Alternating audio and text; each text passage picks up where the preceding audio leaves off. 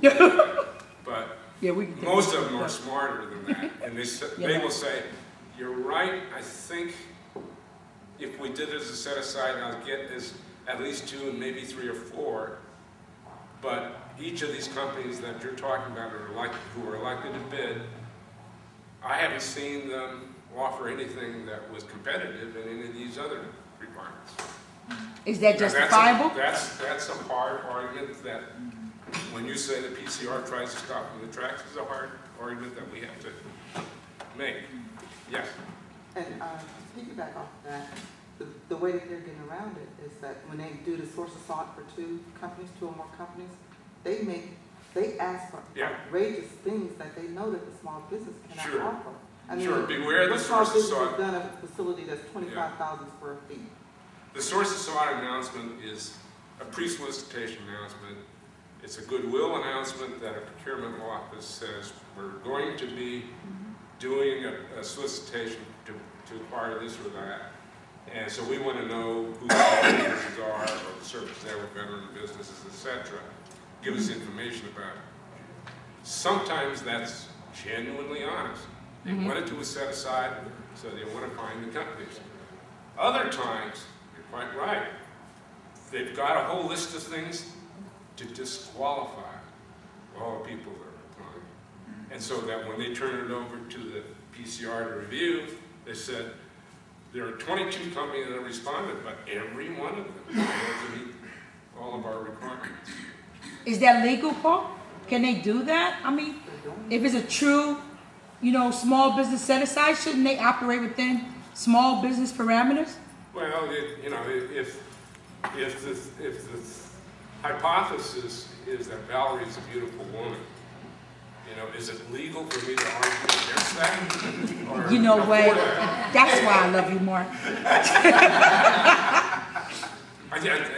No, but I'm saying a small business, Valerie is beautiful and has past performance, in this particular area. Can they disqualify me then, because they didn't get more than 2? Well, we know they do it all the time, but what I'm asking is, how do we as small businesses protect ourselves, in those instances? Well, yeah,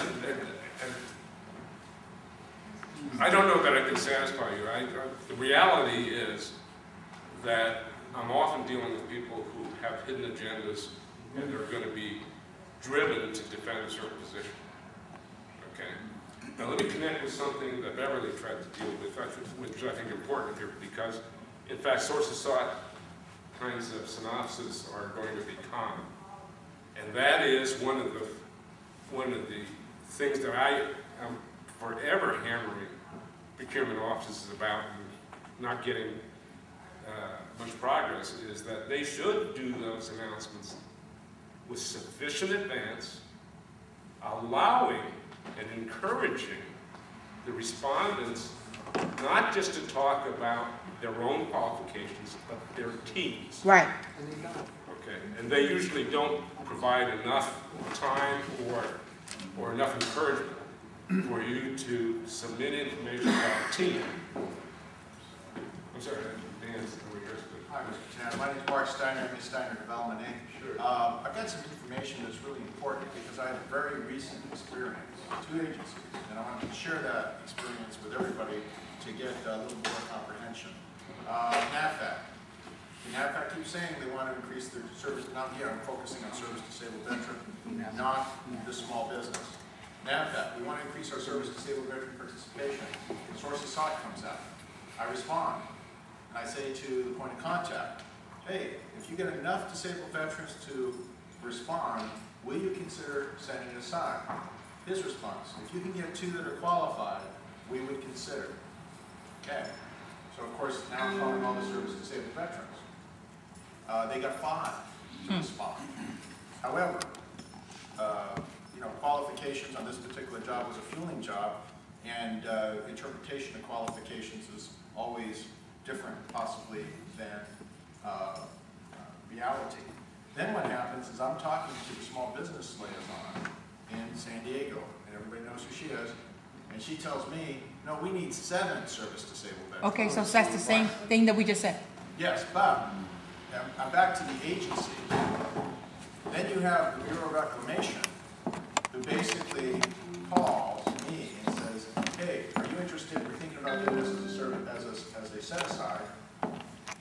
get 2 disabled veterans, we're going to set this one aside. So here's 2 agencies acting 180 degrees. You see, and that's why I just want to show, you know, what happens with the different agencies, what happens as far as the interpretation, and even though the rule of 2 is there, doesn't necessarily mean it's reality. But why can't we make the rule of 2 a reality? I mean, if you know, it sounds like we all understand the customer very well. It sounds like we're familiar with the games that are played. Why can't we outgame the system?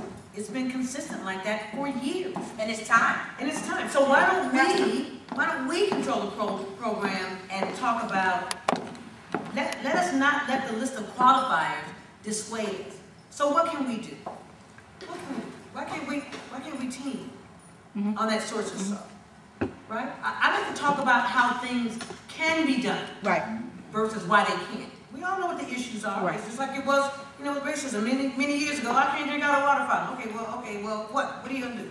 How do you solve that problem? If you know the situation well, you know who your customer is, you understand the profile, I would think with all the intellectual property in this room, you guys can figure it out. Yeah. And you go through the back door, the side door, the round door. Or you can wait. I know, like me, I'm not getting any information. You wait. One comment I have on that question is this, that also one of the things that I routinely am criticizing contracting offices on is the limited amount of time they give to companies to respond to these pre-solicitation announcements. Right, right. Especially when they run a 2-week period that is sandwiching 2 holidays.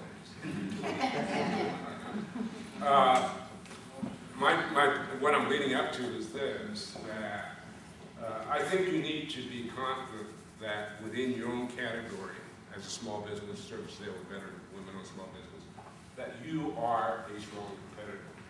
So you should not be afraid to share the information with other companies you know to be in that category, because it behooves you to have a lot of comparative companies responding to those announcements.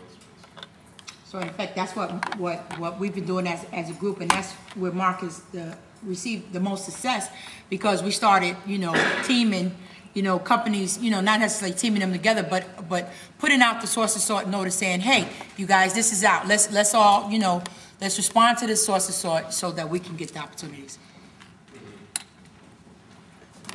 If I may, back to my handout list summarizing some of the last 2 items. On October 1, there was the second phase implementing something called the Federal Funding Accountability and Transportation Trigger. No, okay, that's on this screen.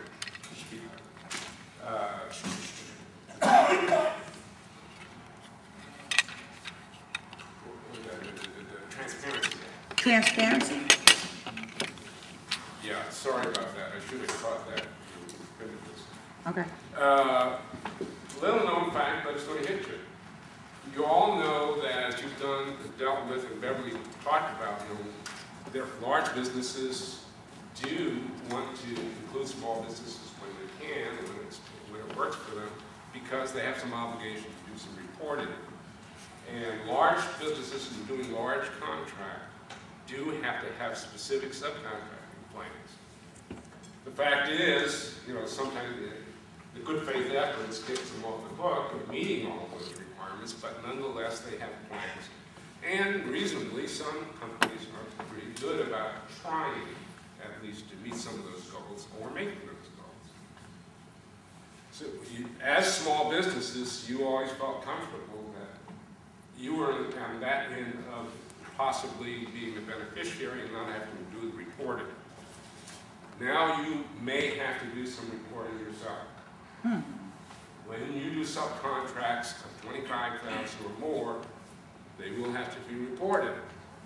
You will also, under this act, have to report your 5 highest paid officers or managers. Now, what this is it's, you know, a database for would-be whistleblowers. Okay. To find information about, oh, gee, that small business is running for this or that, and so on. Okay. I don't know what forms have been created or what the actual protocols are going to be, but that is now kicking in, so don't be alarmed when you're asked to submit certain information along that line. Then the last item I had put on here was what we've been talking about mostly is the Women in Small Business Program. The magic date of February 4th, by the way, may not be so magical. Let me explain in the first place how that date comes about. The final rule for how the Women-Owned Small Business Set-Aside Program is issued October 7th. The final rule provided that there would be a 120-day period to develop certain implementation instruments. And February 4th turns out to be what is 120 days from October 7th. It is not a drop-dead deadline, unfortunately. I can report that my boss coming back from the meeting in Washington says that the repository for the women-owned certification process is likely to be open, available on or about February 4th. Not absolutely sure, but we think we can make that part. It's reported, however, that some of the other things, the proposed rules that guide the contracting officer compliance guide. Beverly, for instance, has a compliance guide for small businesses. That's already been done. The compliance guide for contracting officers is being worked on. And apparently that might not make the February 4th deadline. As are the revisions of the federal acquisition regulations and the instructions for how contracting officers will report information to the federal procurement data system. Some of those aspects are, it's reported to me indirectly, that are not likely to make the February 4th deadline. I personally, off the record, on the record, I personally think the way the law reads, a contracting officer that has some guts can go ahead and do the set aside, even if these things are not required. How important is it to have an instruction of how to report in the federal procurement data system when most of the inputs to the federal procurement data system come in late after they become effective anyway, and often get amended after that. So, you know, that's not important. The most important thing probably is the repository, and that is likely to be in place.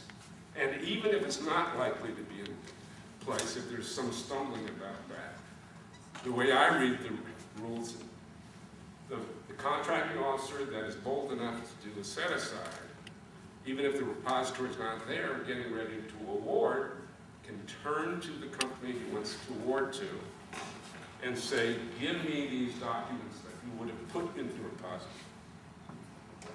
And I will judge whether you are validly certifiable as a women-owned business or not. So, in terms of when we will actually have the first women-owned small business set-aside, I don't know. But it's certainly not going to be before February 4th, but it might be sooner after February 4th than some of the naysayers talking about. And I think it's important because we just got through talking about pre-solicitation announcements, source of site announcements. In fact, that's typical of what a contracting officer does. Is I'm uncertain. I want to do a women-owned small business set-aside, but are there adequate, qualified women-owned businesses out there? I'm going to put an announcement. Now, if they want to make an award in March 20th, when do you do the source of site announcement? You don't wait until March 20th to do it. Right. So there's nothing wrong with doing the source of site announcement tomorrow. Mm-hmm. Asking for women-owned businesses to submit information. Okay. Let me clarify something that was kind of touched upon by Beverly. Well, let me